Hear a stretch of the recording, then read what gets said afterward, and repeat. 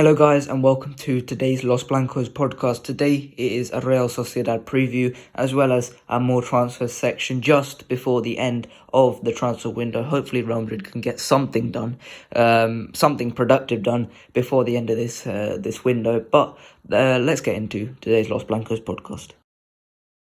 Okay, so let's begin with the Real Sociedad preview, and we have got Real Sociedad at home at the Santiago Bernabeu today at 8 p.m. UK time, and it's a very, very difficult match, we've got to say, because it's a Real Sociedad team that is very much in form, since obviously they got knocked out of the Copa del Rey midweek against Barcelona, but before that they were, I think it was 9 games in a row which they had won.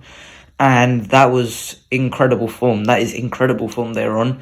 And, you can see why they've really stepped it up this year. Before, in previous years, you would look at Real Sociedad, you'd say they've got good players, they've got a good team, they've got a good manager, but maybe they're a bit soft, maybe they haven't got the mental resilience to sustain form in several games, like the Real Madrid games, like the Barcelona games. They just couldn't win. However, I think that's changed this year. They've changed quite a lot. They've turned into a lot more of an aggressive team in the midfield. I believe they've got the most yellow cards in La Liga compared to us, who have got the least yellow cards. And that could make for an interesting fight in this team. And I think we've got to be ready for that. It's going to be a difficult game against Real Sociedad, who can create chances. Technically, they've got players who are very, very good. Mikel Oyarzabal is back from injury, and he's been missing for most of this season. And Real Sociedad have reached a third without Mikel Oyarzabal, which is their best player without a doubt. And in the air, they are so strong as well. Up top they've got Soloth, who's such a big guy up top. He's so hard to bully. You can't be able to defend him. But there are certainly weaknesses in this Real Sociedad squad, which we'll talk about in the lineup. So, what do you think of Real Sociedad as a proposition? A team to play up against? Yeah, of course. It's not a team you'd be wanting to face if you have 6 points behind the leaders, and you need a win to cut the gap to 3. Before you move on to the week. It's not the team that you want to face. They play together. The players one, they can pass it together, they can attack together, defend as one. So, they are a difficult team. They're 8 points ahead of Atletico Madrid and fighting for a Champions League spot. So, of course, it's a difficult game. And Madrid need to, just take advantage of any slip-ups or any mistakes. I think that's how the game could be won today, if Madrid just take advantage of any mistakes or any let's just say like position flaws that they may have with all the injuries. I think if we can take advantage of any little one, then we can win this game. It's not impossible, but it's going to be difficult. Yeah, 100%. But there are certainly weaknesses in this Real Sociedad squad. Most notably is the injuries they've got. They've got a horrible injury list. You look at their injury list. They've got big misses in this game. Momo Cho up top alongside Umar Sadiq, who's been missing most of the season. Sadiq, I think it's been the whole season, to be totally honest. And in their defense, they're missing key players. Their midfield, Guevara, but I think their biggest miss is obviously Mikel Merino. He's been so good. The guy is, in my opinion, probably the most underrated player in La Liga.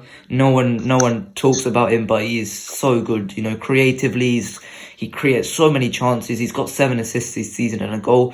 Aerially, he's an absolute menace. And defensively, he's so aggressive, so good at just winning the ball back. He is so good at all aspects of the pitch. And he doesn't get talked about in enough, in my opinion. So they're missing him, and that's a key component to the way they play. I don't think they can replace that. So that's going to be a huge miss. And in addition to that, defensively, their fullbacks aren't exactly the best. You can definitely get at them. You can definitely, and especially with Vinicius on that team. Maybe if the referee starts to give a little bit more protection to Vinicius and Rodrigo, then we can really get at that Real Sociedad team. So how big do you think those misses are for Real Sociedad? Yeah, of course. In one of the previews that I posted, I said that when once Voigt, the right back for Villarreal, was injured, Vinicius Junior took control of the game, and of course, because the other players couldn't handle him. I think something similar could happen here. I think that if, let's just say, injury to the midfielder, another one, or if, let's just say, Madrid can just start taking control of the game in midfield later on, or even early in the first half, like they did against Bilbao, we can definitely sweep them and maybe get two goals, because in the past few matches, we've only been scoring one goal, which makes it easy for the opponents to maybe fight back into the game. So it's important that maybe we get at least two goals by the 60th minute, so that we can at least, we push for a third, or even if Sociedad score another one, then, we'd have a cushion and then we can defend, because we have been defending a lot better in the last two matches that we played, so that's a very positive. We only conceded one goal in the win against Bilbao, then of course in the win against Atletico Madrid. So the team is defending much better, and that's a big plus and a big positive. Yeah, 100%. So let's get into our lineups for this game. Goalkeeper, Thibaut Courtois, as usual, I suspect. Yeah, definitely. Of course, Madrid need him. He's finding back his form. So that's definitely what we need for Real Madrid, especially when you're unsure what the defense is going to be, how they're going to play. It's a makeshift defense, so you need Courtois there. Yeah, and in terms of the other three, it's probably the same as usual in the last few matches, which is right back Nacho, centre backs of Militao and Rudiger. Those three have been the most solid in the last few games. So I presume you've gone for the same. Yeah, of course. I think it's basically the team has no choice but to make that list. Nacho, Rudiger, and Militao. Yeah, but then the left back, we do have a little bit of an issue. Rafael Mendy looks to be out for maybe a month, and therefore we don't have another left back, which I'm sure we're going to talk about left back later on in the more transfer section. But left back, I presume we've gone for both Camavinga, because he's the only one left really there. But I think he can do a great job there.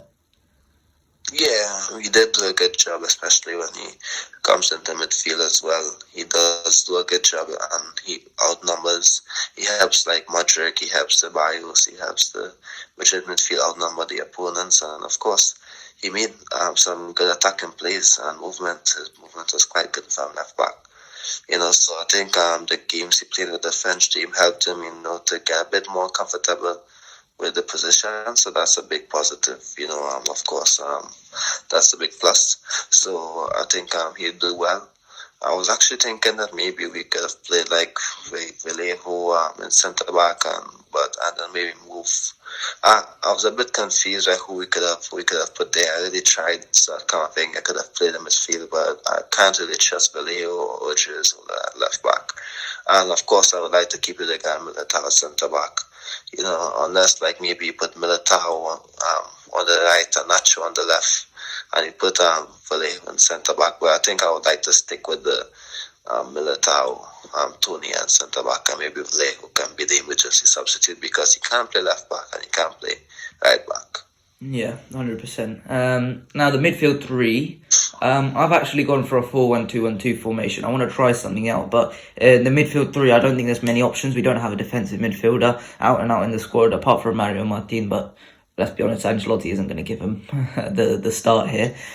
So there isn't really much choice here. I've gone for Toni Kroos and DM, but you know how uncomfortable that makes me in most games, which is why I've decided to go for a little bit more bite in the midfield. Instead of for Fede Valverde, I've gone for Ceballos. There seems to be a little bit of a problem with Fede, mentally for him. I think there's a little bit of an issue. So I think, give him a little bit of time to just get back and recover. So, and look at Ceballos. He's been so good in the last few games. He's undroppable at the moment. So for me, I think for my midfield three, Kroos, Modric, and Ceballos as usual. But Ceballos, he's been excellent. I think he's warranted this start, to be totally honest. So what are your thoughts about that midfield? That's actually my midfield three as well, because I was thinking that Valverde isn't at his best at the moment, so that maybe he should maybe come onto the midfield and of course have an impact. Of course, he didn't have the best of games in the last few matches that he played. He did well against Bilbao, if I'm being honest. But it wasn't like the typical Valverde performance we've seen this season. So that's a good thing. So I think what we need to remember that he's been one of our best players this season. He isn't poor. He had a poor game against Atletico, in my opinion, where he failed, to have an attacking impact. I think that the experiment at him on the wing is starting to fade a bit. It's still useful, but it's starting to fade a bit in terms of maximizing our attacking quality. But however, I must say that he's still an important player, but I think he would do better off the bench in this game, like coming off the bench in midfield and helping dominate things. Yeah, against those smaller teams like Atletico Madrid, I don't think Valverde should play at right wing because they'll stay back and they will just make it difficult. So I think someone more technically brilliant like Rodrigo, who I've gone for at number 10. I want to try that. I want to see what he can do at the number 10 position because that's where he played against Atletico. He got on the ball so much and he changed the game for us. In that game, he obviously had that brilliant dribble. That was incredible from him. And that finish was so cute and fantastic. It was really, really smart from Rodrigo. So for me, I've gone for Rodrigo in the number 10 position, and then the front two. I would have given Vinny a rest here. I would have given Vinny I would have dropped Vinny here to put Rodrigo on the left. However, I do want to try Rodrigo at number 10. So my front two I've gone for is Benz and Vinny, and I do think those two have to get right at the wing backs because they are a little bit poor in this current moment. So what are your thoughts about that front three? Yeah, it's a good front three. However, if you play that front three, I don't think we have a choice to go with that front three. But I think Nacho will have to be doing a lot of work on the other flank, which I think he is. He isn't the best attacking right back, as we all know. But however, his movement is actually quite good in the last couple of matches. So he's supporting the wingers and he's doing well. So I must say that he's trying his best. Given the situation, of course, many people are saying he's doing better than Carvajal. So not just anyone, but good Madrid journalism, good trusted sources are saying that he's doing better than Carvajal this season, which is fair. Well, the last few weeks of Carvajal, if I'm being honest, because his game against Bilbao was quite good. Against Atletico Madrid, I think he sent in the ball into the box to Asensio to square it for Vinicius and Benzema to score. So I think he's involved in a lot of the attacking play. So I will be able to trust him for this match, to be that attacking outlet, just maybe to outnumber the opponent. So I think that's maybe why I think Ancelotti might still stick with Valverde in midfield because he can definitely eat the winger, so that's an option as well, if you think about it. Yeah, 100%. So let's go. That's it for this preview. Let's move on to the more transfers section just after this short interval.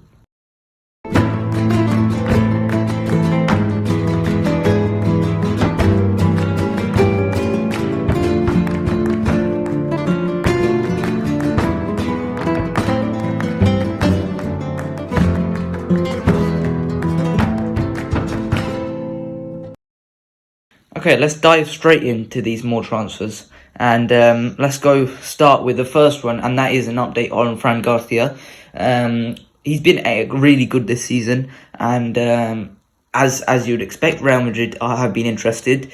5 million, we have an option on him, and it looks like we're going to activate it. Fabrizio said that we are looking to activate it in the midst of Bayer Leverkusen's interest. We've decided, we're going to put 5 million in, and I think it's really what we needed because, to be totally honest, you look at our left back situation. Ferland Mendy's out for a month, and then suddenly you've got no left backs. We've got no natural left backs. You've only got makeshift left backs. We've got Alaba there. We've got Camavinga there. We've got Nacho there, who are the only options. But ultimately, then none of them are natural fits at left back. I do think that Alaba is the closest we'll get. But Fran Garcia, 5 million. I don't see a downside to that. So, what are your thoughts on Fran Garcia? Yeah, and of course, I must say that I'm happy to see Camavinga being versatile, but of course, I would like to see Garcia back in the team. It's a bit disappointing that he's not going to come now because we need him now. However, I think he can continue starting matches and getting better at Vallecano if we do sign him. I hope that we do. It's important that we do, in my opinion. I think that he's going to definitely benefit this team. He makes those attacking forays into the attacking box or even down the widths, in my opinion. I can support Vinicius, I think. In my opinion, we just need a left back who can complement Vinicius, in my opinion. Just like how we got a left back to complement Cristiano. We need one to complement Vinicius, and I think he's young. Garcia, he's young. He has no issues doing a lot of work on the flank. And I would have to see him back at Madrid. Of course, it was either him or Miguel. And so, of course, it seems like he's going to win that battle. But I do believe that maybe Miguel can come back one day. If, let's just say, he keeps doing well, he's at and gets another season under his belt, I think he can come back. Maybe if we sell many, he can come back and he and Garcia can battle that out to be Madrid's left back. And of course, I'm not familiar with his name, the Castilla left back. I'll get it for you before the end of the. Pardon me? Obrador. Yeah, I think I'm hearing that he's doing well as well. So that's a good positive. Yeah.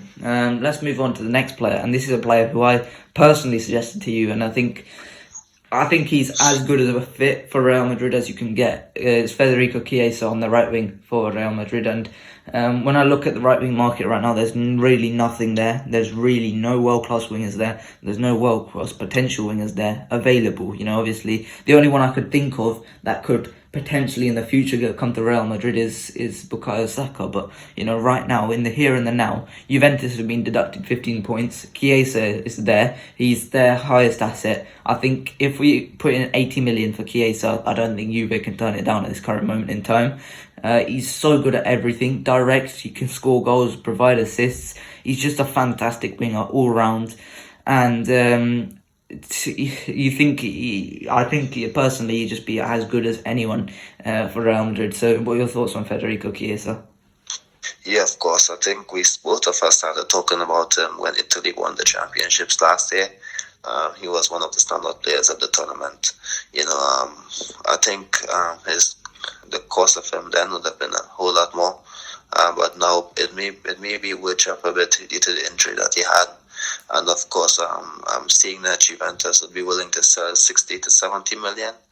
That's actually quite good if you could get a wing of his quality at that cost. I'm not too sure if this is good business thinking if I'm looking at it this way, but I'm saying if you can spend 150 million and has 100 million and has added bonuses each after 150, I think spending, let's just say 60 million on Chiesa, I'm not seeing him on the list, but spending 40 million on Sane from Bayern would actually not be bad business because they can definitely contribute. Because if you ask me if I would prefer Chiesa or Sane over Asensio, I would pick Chiesa or Sane. I like Asensio and I want him to stay, but of course they're both they're not the same players and they can do different things. I'm sure that they can complement each other as well because Asensio can play through the middle where Rodrigo plays behind the striker as well. So yeah, I think we can definitely need a winger like Chiesa because he's fast, he can drive at defenders, and of course he can help in chance creation and goal scoring, so that's good.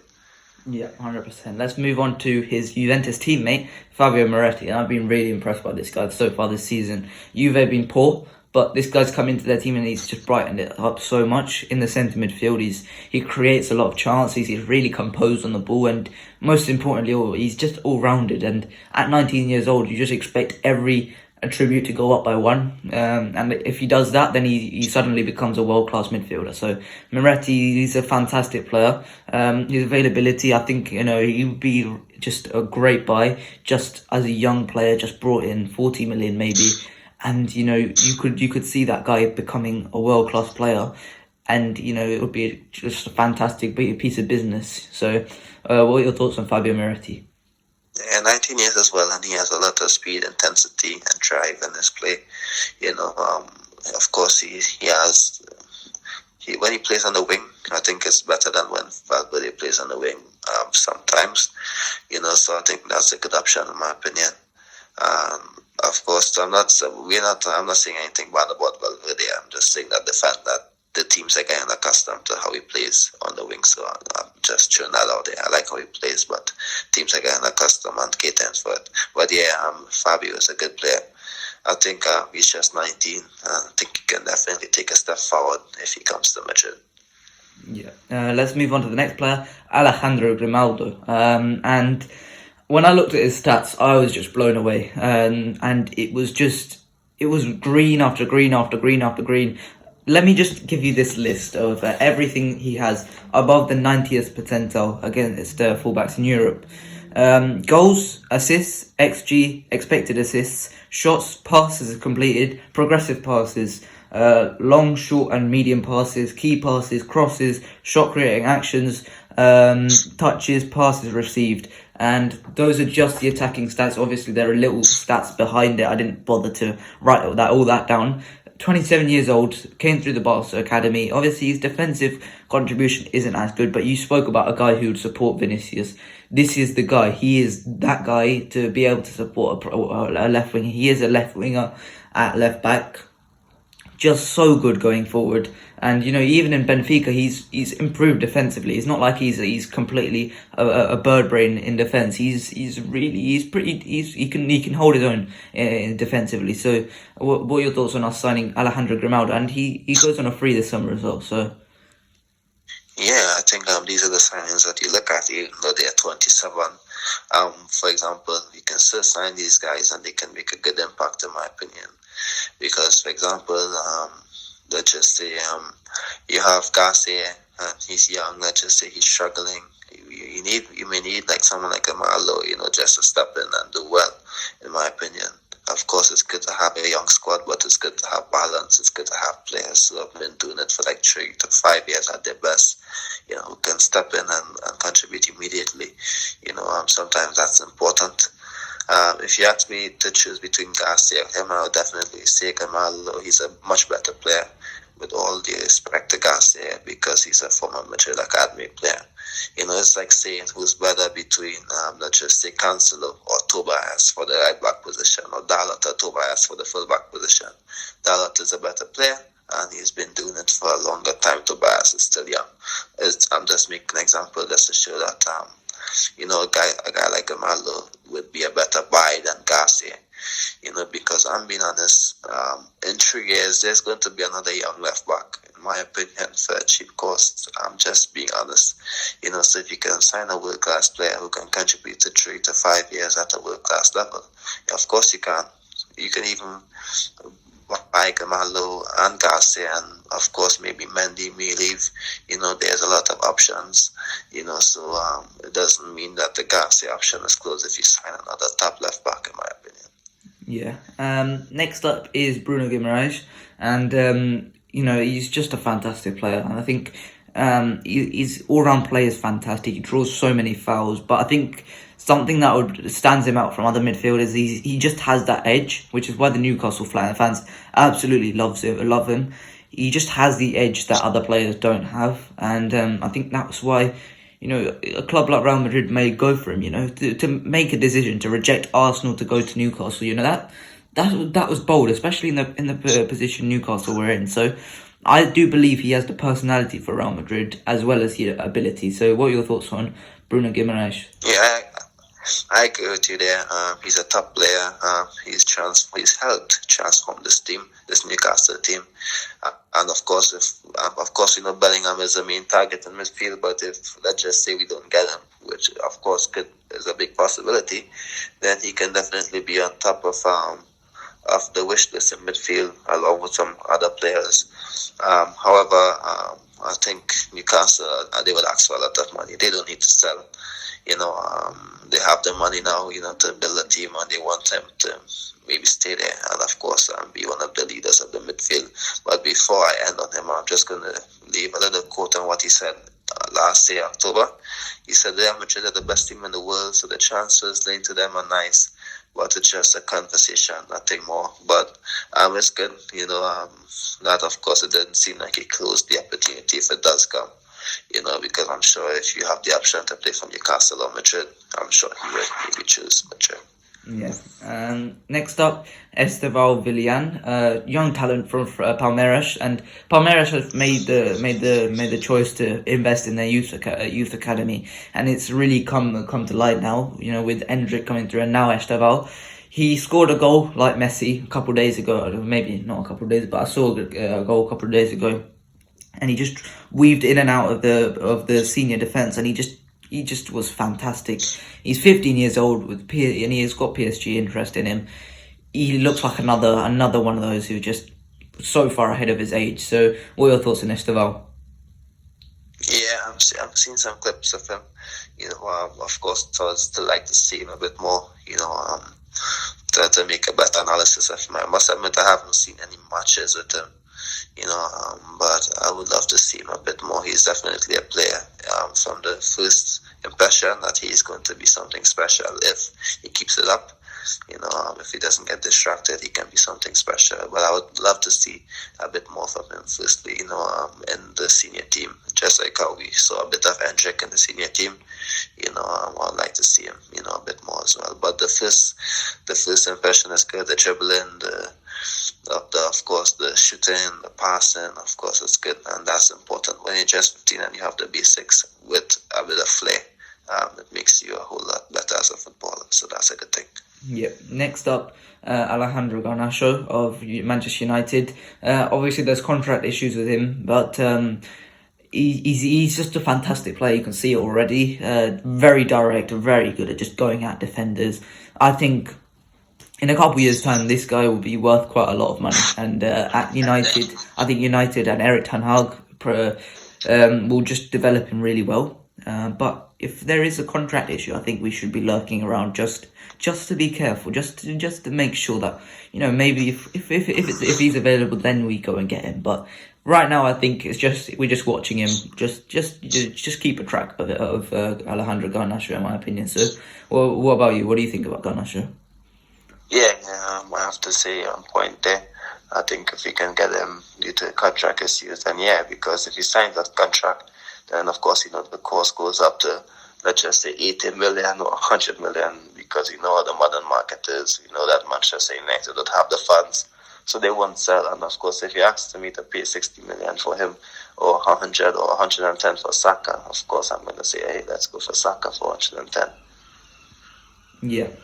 Next up is Lois Openda of Lens in France. 22 years old, 9 goals. And, he's really been a breakout star so far this season, the Belgian. I think he should have played more at the World Cup, to be totally honest, ahead of Michy Batshuayi, because that was I just don't understand why did you play Batshuayi ahead of Openda. But 9 goals this season, plenty of shots. He's a focal point, and I think as backup to Benzema, he's a solid option. You can get him for 15 million. I don't think that's much of a problem. And he comes in, he's a decent player. Give him a 3-year contract. Hopefully make a profit on him. I don't think there's too much of a downside on that. So, what are your thoughts on Openda? Yeah, he's a talented player. I've seen just a bit of him via a few clips, so it's difficult for me to make a pure analysis of him. But he has good speed. And of course, he can definitely shoot. He can play on both flanks as well. So that's a positive. But I would like to see a bit more of him, before I make an analysis or maybe say that he's a mature player. Yeah. Next up is Ivan Fresneda, another former Real Madrid fullback. And he's really caught the eye of Arsenal and Dortmund in particular. But he hasn't made too many senior appearances. I think 9 this season so far. But defensively, so far he looks great. The stats above the 90th percentile. He has tackles made, tackles successful, dribblers tackled, interceptions, clearances, and ball recoveries. All of this is fantastic. Defensively, he looks really good. Maybe a little bit more of a question mark on how he is going forward. I think we could definitely wait on him, but I think to be totally honest, I think we wait and see what Arsenal and Dortmund do first, because I don't think it's necessary for us to go and get Fresneda for maybe 30 million at this current moment in time. So, what are your thoughts on Fresneda? Yeah, of course, he's a good player from the big game he played against Madrid. I've heard a lot of good things about him after that game, because it's the first time that I started hearing about him after the game, and only after the match I realized that he was just that young. And and after the game I realized that it's a former Madrid player who did so well in that match. So that's good to see. But of course there are many teams that's interested in him, as even their own club CEO stated. So of course it's going to be 30 million. Of course he would be a good player for Madrid. But yeah, Malo Gusto was sold, so I think our young options are getting a lot limited. So it seems like Pedro Porro as well Arsenal, to Tottenham. pardon me? Pedro Porro as well to Tottenham. Yeah, definitely. Pedro just signed for Tottenham as well. So of course I think come the summer, I think Tobias might be our only young option that we can sign. And I think of course their experienced options like Cancelo, if he continues to stay out of the team as well. So I think we have a lot of options to look at now. Well, we have a lot of options, but of course we have to see which one is best fitted for Madrid now. Yeah, but then next up we've got a pure youngster, someone who's barely made it onto the senior scene yet in Croatia, and that's Luka Vuskovic. 15 years old, and he's been making huge waves because of the UEFA Youth League. And Bayern Munich have been interested in him, Liverpool have been interested in him, Real Madrid have been interested in him. 15 years old, and he is a monster. He's 193 centimeters. I didn't check how much that is in feet. I assume it's like 6'4" or something like that. He's an absolute aerial monster. He's just giant. I think his brother plays for Hamburg, Mario Vuskovic. And Croatia's centre-back pool is fantastic right now. You've got Josko Gvardiol as well as Sutalo as well, young Sutalo from Dinamo. And you've also got Mario and Luka Vuskovic now as well. So this kid, 15 years old, he's already making impressions. It won't be long before he gets onto the senior scene, and then we'll see how good he actually is, because you look at it, and he's not at Dinamo either, so he won't cost that much. You pay 10 million for him now, and you could have an asset that's possibly worth minimum 50 million in the future. So what are your thoughts on Luka Vuskovic? Okay, let me just start by saying I do apologize for this. When I first saw the list you sent to me, I thought you said to me Dusan Vlahovic from Juventus. So I must admit I didn't quite see that one clearly. So I do apologize for that one, but I would definitely take your word for the analysis of the player. And we'll see. It's not a definite thing. We're not sure. He could just be an average player that's just impressed at youth level. There's been definitely some of those in the past, but we'll see. Once he gets onto the senior scene, then we can make a judgment on him. But let's move on to Moussa Diaby of Bayer Leverkusen, and he's really been good. And in the past and in now as well for Xabi Alonso, I'm really, really excited to see how well he can do truly under Xabi Alonso. I think he should have gone last summer, to be totally honest. If Newcastle came in, I think he should have gone. But Diaby, I think he's really pacey, really direct, really good assister, and I think he would just be a smart signing. I think at this point, I think 50 million would be a good price for him, and I think Real Madrid would do well to get him. So, what are your thoughts on Moussa Diaby? He's a good player, good option to make the squad better. I think these are, like I said, with Case before, these are good options that can make the team better. It's not like he's gonna start immediately or he's gonna be a consistent starter. But these are the kind of guys, to add depth, to add consistency to the team. For example, if you're struggling and you look at the bench, are you going to play Hazard, Diaz, or him? You're going to play him. So of course, I would like to have these players in my squad. Yeah. Next up is a player that for me is a must to buy, and that is Marcus Thuram. At the World Cup, you saw the impact he can have, and even for Mönchengladbach, so far this season, 10 goals in a very poor team in Mönchengladbach. 25 years old, and he is at the end of his contract. This summer, he expires, and 15 million now, you pay 15 million now, that's back up to Benzema, that's back up to Vinicius, and that's a challenger for the right wing position. You saw for France, he's direct, he's a nuisance, his physical attributes are just, he's really, really good, he's tall, he's quick, he's really strong, and maybe technically he's not as good as some may want, but he's caused problems for us in the past. I remember that game at the Borussia Park a couple of years ago where he got 2 goals. I think it was him with 2 goals, and he completely just tore us apart. Obviously we came back in the end 2-2, but it was just fantastic. And I think Marcus Thuram, he's a nuisance, and I think that could be so key for us, up against teams like Man City later on in the Champions League. I think that could be so big for us. So for me, 15 million you pay now for Marcus Thuram, he fits in straight away with the squad. He fits in, and I think, yeah, it's just a guarantee there. So what are your thoughts on Marcus Thuram? Yeah, of course, he's a good forward option. And 50 million, or even, I think his contract expires, you said, at the end of the season, what I've seen as well. Yeah. Yeah, so that's definitely good, cheap business. I don't think it's a risk or dangerous. If you sign a guy like Endrick, you would need those players who can fill in multiple positions. And of course, who knows, maybe Endrick might need 2 years, 3 years to be at his best for Madrid. So these are the guys that we would need in the squad to enforce the attack, make it better, dominate our opponents by outnumbering them with versatile movement, and of course, more options as well. We do need another striker, in my opinion. If you look at the options, so we have the backup Benzema, Rodrigo, Asensio, Hazard, and of course Diaz as well. Ancelotti don't think he's a big fan of Diaz, but if you look at Hazard, Asensio, and Rodrigo, the guys who have backed up Benzema this season, they're all players who would be better as a number 10 or with someone supporting them as a striker. Alvaro Rodriguez as well from Castilla. He's getting I'm hearing that he's doing well as well. So hopefully he can show Ancelotti how good he is next season when they go on whatever tour they go on in the summer. But yeah, that's good. So let's just see how that goes over the summer. I'm honestly interested to see who would be backing up Benzema in the summer.